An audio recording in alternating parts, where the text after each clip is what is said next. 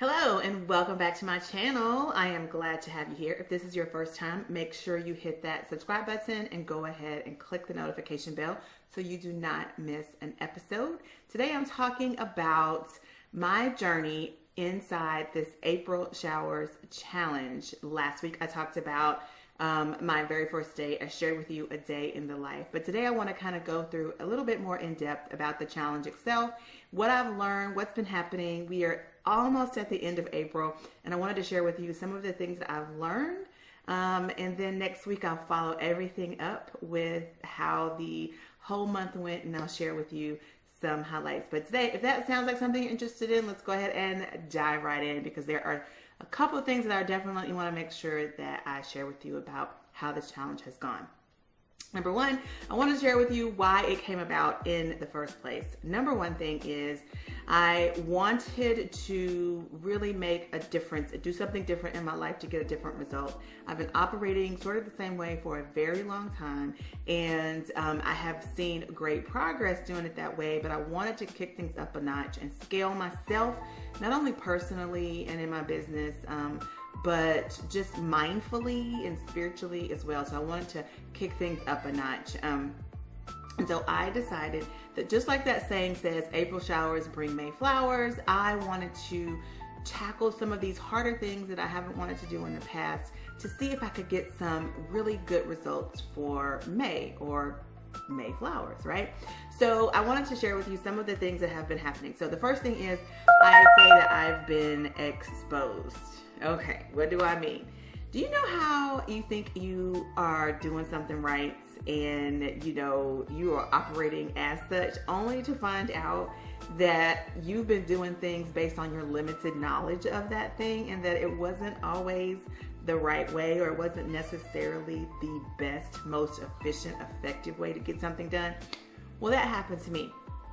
I have been working on trying to lose weight for years, and I feel like I've read every book. I feel like I have tried every exercise, every class, only to find myself still feeling like I was not doing something right, or that there was really something wrong with my body, and that whatever it was, I just could not seem to figure it out.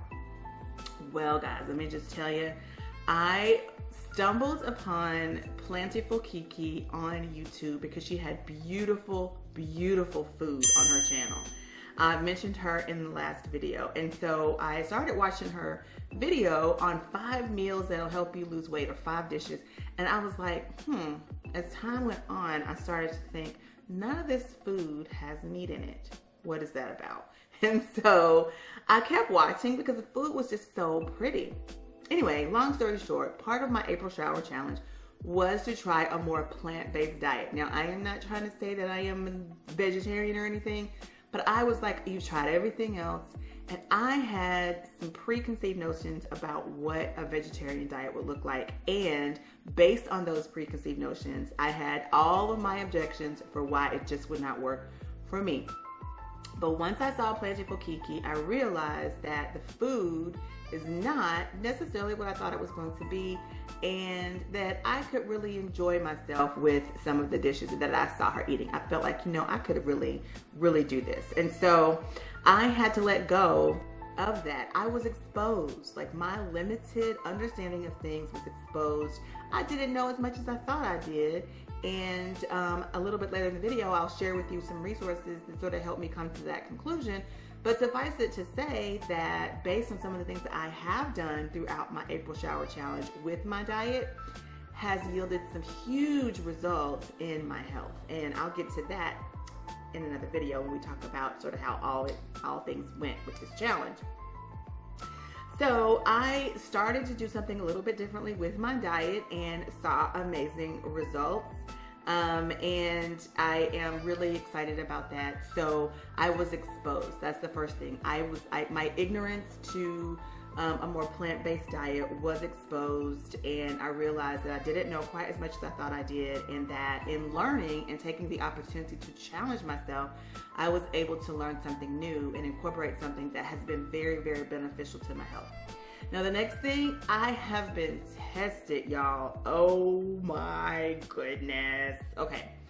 So years ago when I was like trying to kill myself to lose weight, I mean, I'm telling y'all, I did yoga for an hour. I would do Zumba. I was running 3 to 5 miles a day.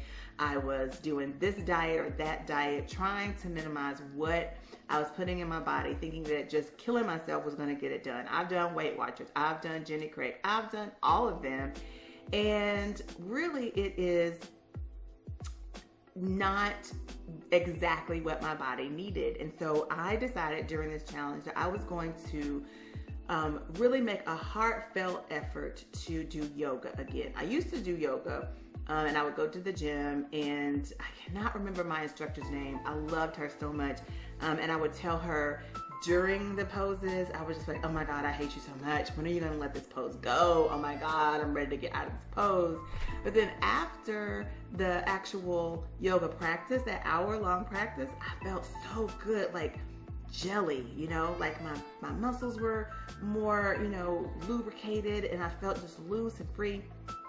And so for my April shower challenge, I also decided that every day during the month of April, I was going to do a form of yoga practice.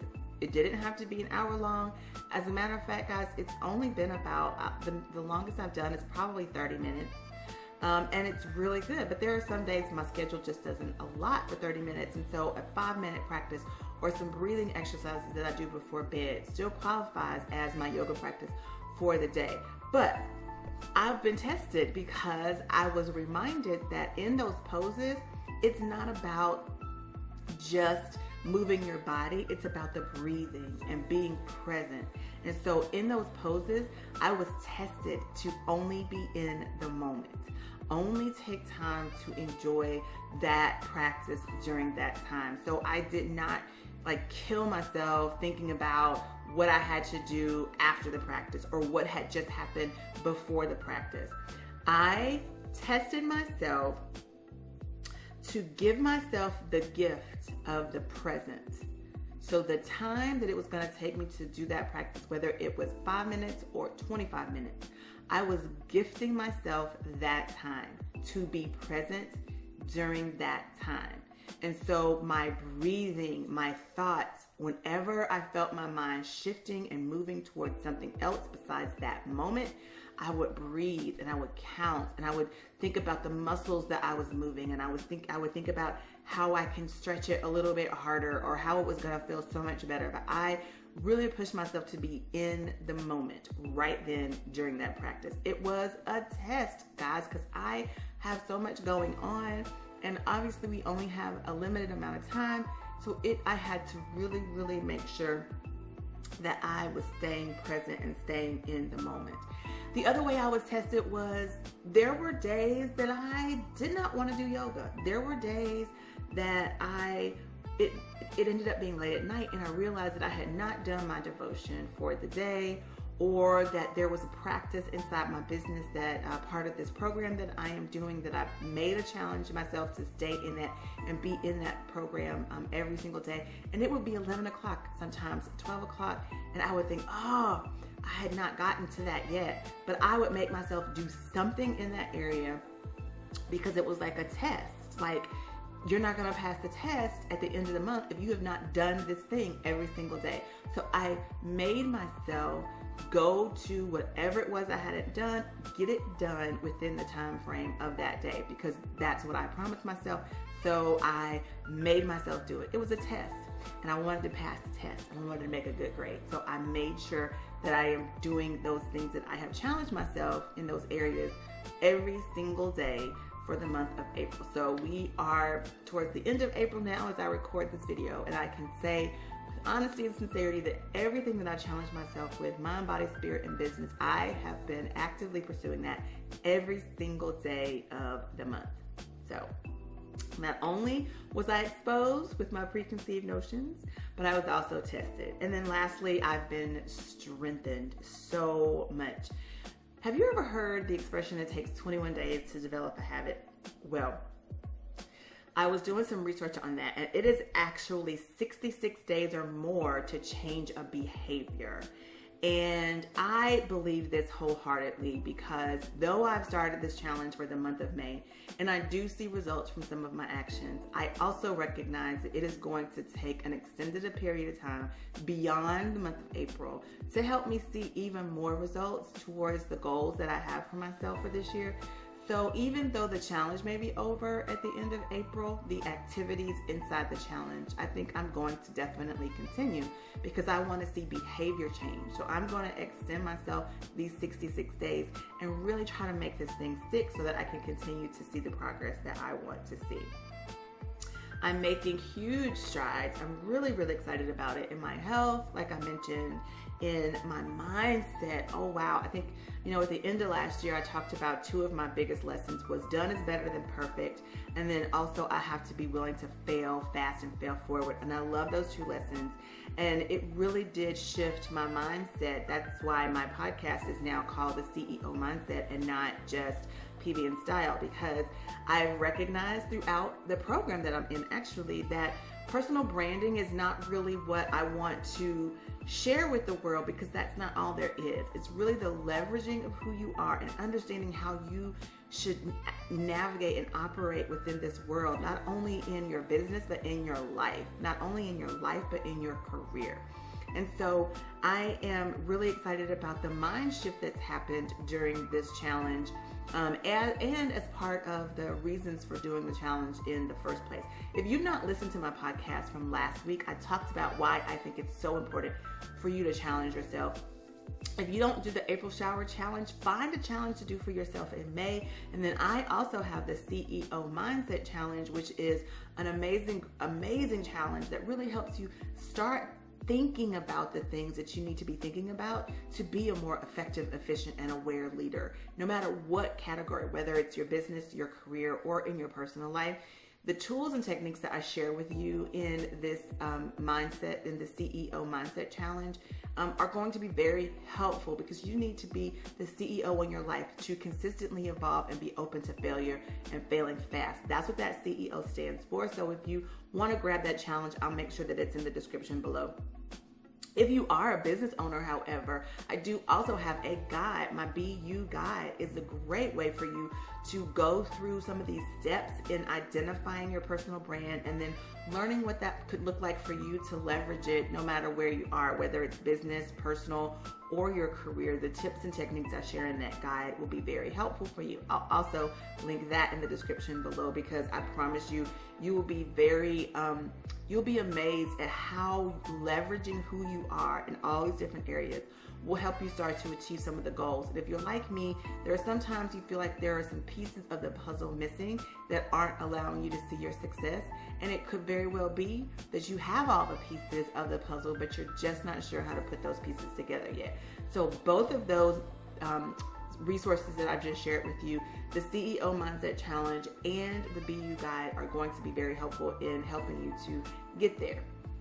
Anyway, guys, those are the things that I have sort of figured out throughout this month of April during my April shower challenge. I have been exposed, I've been tested, and I've been strengthened. So if that sounds like something that you would love for your life, for your business, for your career, then I think that really developing a challenge of your own is a great idea. I also think using my CEO Mindset Challenge is going to be helpful to you as well. And if all else fails, you can definitely sit down with me and we can have a chat about the type of challenge. We can formulate a customized challenge for you, and all you have to do for that is to jump on a discovery call with me, and I will put the link to that down below. Again, if you enjoy this type of content, please be sure to hit that subscribe button and click the notification bell as well so that you are notified when new videos pop in. If you're not following me over on Instagram, do that as well. AF Patrick is a great place to see what's going on behind the scenes and more day-to-day of my challenge and beyond. Because like I said, I will be continuing this through the end of April. So, but I'll let you know sort of what results I came up with at the end of the month or the first part of May. So stay tuned for that as well. Thanks again for watching.